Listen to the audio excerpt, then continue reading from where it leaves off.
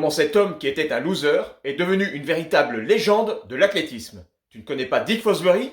Eh ben je t'explique. C'est un athlète américain et il a révolutionné le saut en hauteur en inventant carrément une nouvelle technique de franchissement. Cette technique, développée dans les années 60, est d'ailleurs utilisée par tous les sauteurs en hauteur aujourd'hui. Et c'est celle qui a permis d'établir l'un des plus vieux records du monde en athlétisme. Grâce au Fosbury Flop, Javier Sotomayor détient toujours ce record avec un saut à 2,45 m. Rendez-vous compte que 2,45 m, c'est 1 cm au-dessus de la barre transversale d'un but de football.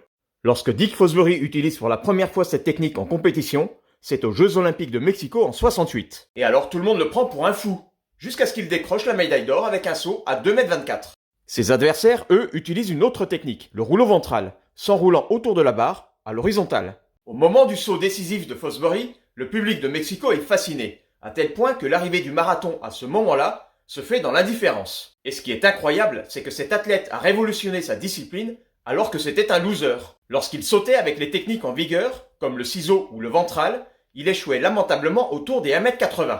Un jour, il décide de développer sa propre technique, pour arrêter de perdre tout le temps. Il a alors l'idée d'une course d'élan en courbe et d'un saut dos à la barre en lançant ses épaules vers l'arrière, obligeant le dos à se courber jusqu'à 140 degrés. Avec cette nouvelle technique, il atteint alors d'un coup les 2 mètres.